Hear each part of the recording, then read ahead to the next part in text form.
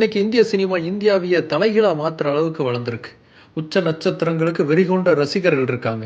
Cinema பல முதலமைச்சர்களை உருவாக்கியிருக்கு, உருவாக்கிக்கிட்டு இருக்கு. அவ்வளவு பிரம்மாண்டமா அசைக்க முடியாத சக்தியா இருக்கக்கூடிய இந்திய சினிமாவிற்கு முதல் விதையா விழுந்த திரைப்படம் வெளியான நாள் இன்று. அது 20ஆம் நூற்றாண்டுடைய தொடக்க காலம்.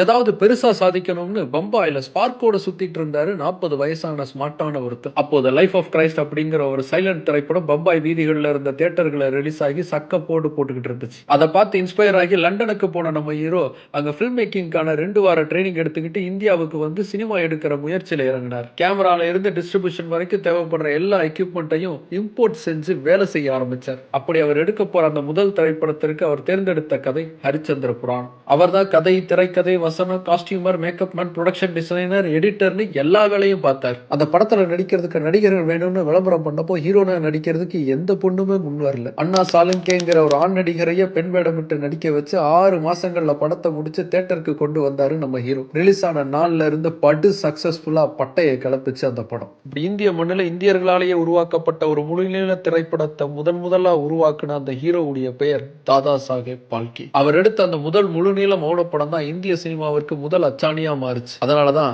அவரை ஃபாதர் ஆஃப் இந்தியன் சினிமா அப்படின்னு சொல்லுவாங்க. அதோட அவர் பேர்லயே சினிமாவுக்கான உயர்ந்த விருதும் தர்றாங்க. இந்திய சினிமா என்னும் பெருங்கடலுக்கான முதல் துளியை தந்த தாதா சாஹேப் பால்கேவின் ஹரிச்சந்திரா திரைப்படம் 1913ஆம் ஆண்டு முதலில் வெளியான தினம் இன்று.